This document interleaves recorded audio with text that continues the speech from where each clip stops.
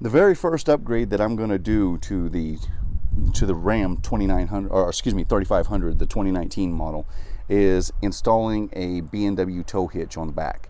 Now, I have used the B&W Tow and Stow, and that's what both of these models are, for a number of years. In the past, I've tried to use a lot of different brands of hitches, and nothing until I came across the Tow and Stow probably about 6 or 7 years ago was the first time I used one.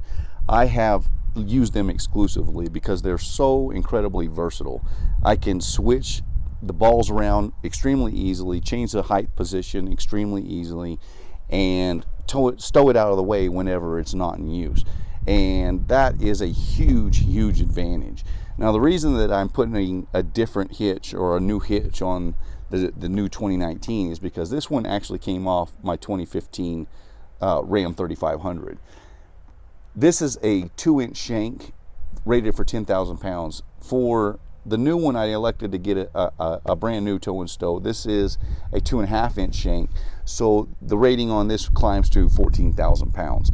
A couple of different reasons. First of all, for the tow rating. Second of all, by eliminating the little sleeve adapter on the Class 5 hitch and just using a 2.5-inch shank, I kind of hoping that it eliminates a little bit of the hitch rattle that you sometimes get, because if you have a Class 5, you put in a 2-inch sleeve, then you put your 2-inch hitch, so you have a lot of components moving there, and hopefully that's going to cut down on that just a bit.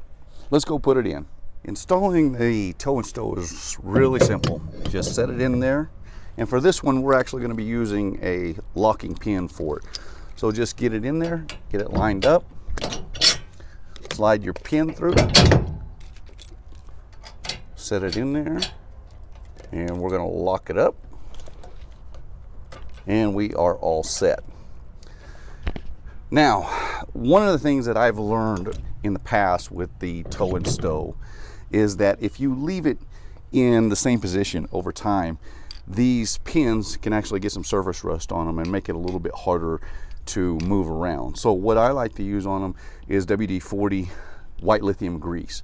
I find by spraying some of this on there and coating these pins up really nicely that it does a good job of keeping them whenever I want to move them later. I don't have any problem with them freezing up on me.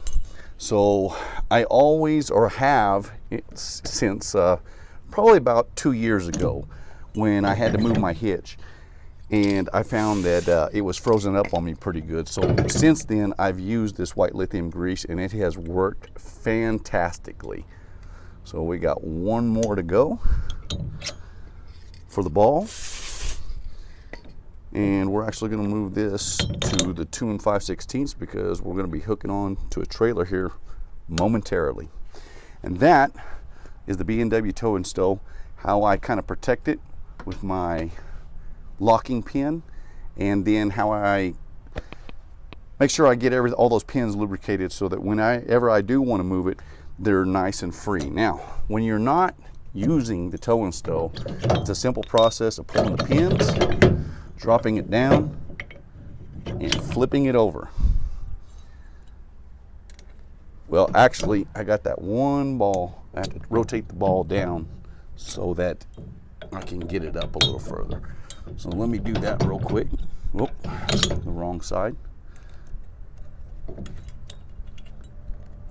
Well, the pin's being stubborn on me. There we go. So I can get it stowed out of the way.